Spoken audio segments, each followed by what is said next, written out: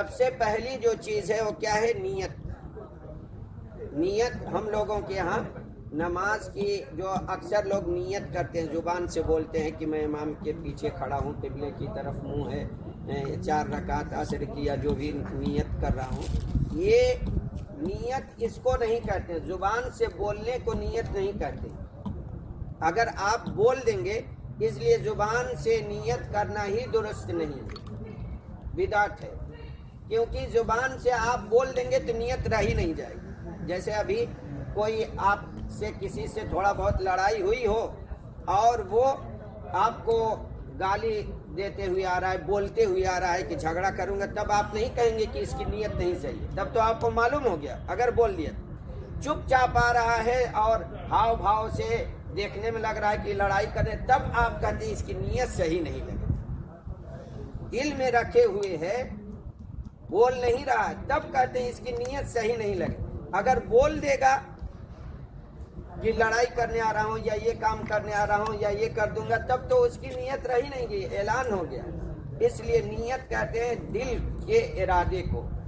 آپ گھر سے نکلے ظہر کی نماز پڑھنے، عصر کی نماز پڑھنے، مغرب کی کوئی بھی، آپ گھر سے نکلے، آپ کی نیت ہے کہ عصر کی نماز پڑھنے جا رہا ہوں، 4 ہی رکعت ہے تو 4 ہی رکعت پڑھیں گے امام، یہ سب بولنے کی ضرورت نہیں۔ آپ گھر سے جب نکلے تبھی سے آپ کو اس کا اجر ملنے لگتا ہے۔ آپ کی نماز کے لیے گھر سے نکلے، یہی جو دل میں ہے وہی نیت ہے، اور آپ کو وہاں سے اجر ملنے لگا۔ اللہ رب العالمین کی طرف سے ہمارے لیے ایک یہ بہت بڑی آسانی اور بہت بڑا کرم ہے اللہ رب العالمین کا کہ آدمی کوئی کسی اچھے کام کی نیت کرتا ہے تو نیت ہی سے اس کو ثواب ملنے لگتا ہے۔ کر لیا، جب تک کر رہا ہے تب تک ثواب ملتا ہے، اور اگر کوئی برائی کی نیت کر رہا ہے تو نیت سے اس کو گناہ نہیں ملتا ہے جب تک وہ کام کر لے۔